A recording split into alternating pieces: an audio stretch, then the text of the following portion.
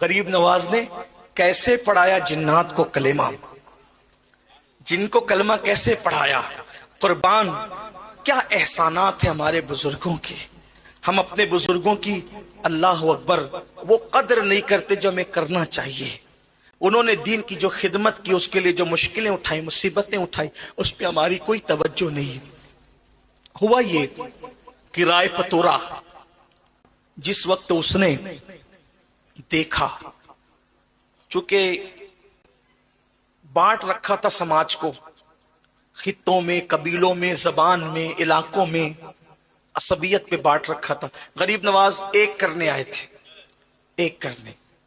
جب رائے پتورا نے دیکھا کہ سرکار غریب نواز رضی اللہ تبارک و تعالیٰ عنہ کے ہاتھ پر لوگ اسلام قبول کرتے جا رہے ہیں، لوگ جڑتے جا رہے ہیں، کیا ہوا؟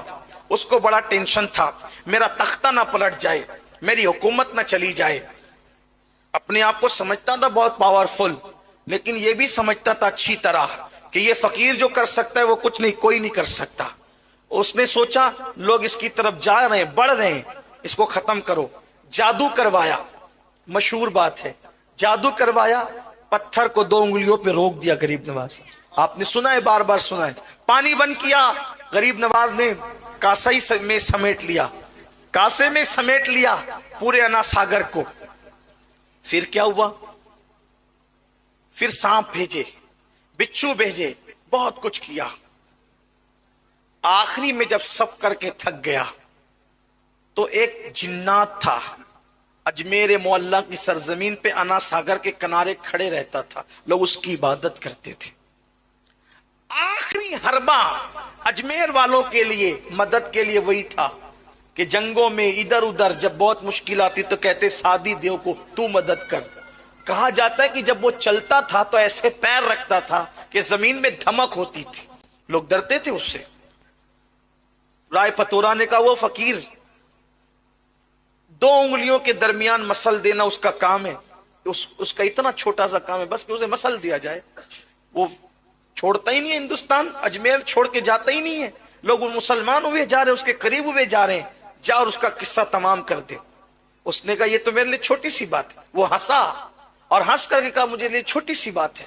وہ جا کے غریب نواز کے سامنے کھڑا ہو گیا. ان دنوں غریب نواز کا قیام ایک درخت کے نیچے انا ساگر کے کنارے تھا.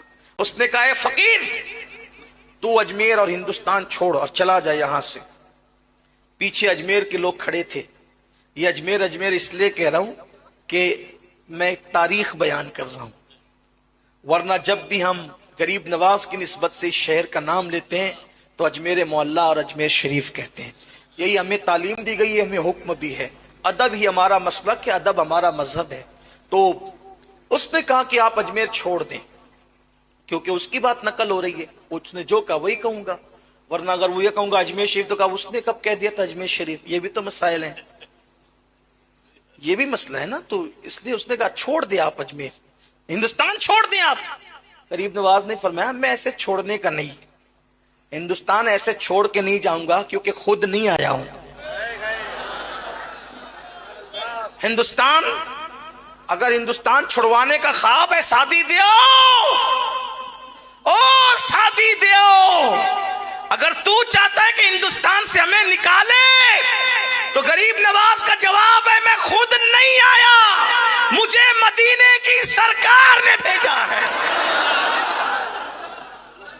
ایسے نہیں جاؤں گا، نہیں جاؤں گا ایسے، بلکہ مر کے بھی نہیں جاؤں گا.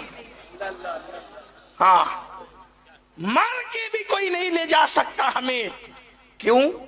اس لیے کہ یہ ہندوستان کا سینہ ہمارے لیے قدرت نے مخصوص کر دیا. غریب نواز آج بھی اس کے سینے میں آرام کر رہے جس سے اجمیر معلیٰ کہا جاتا.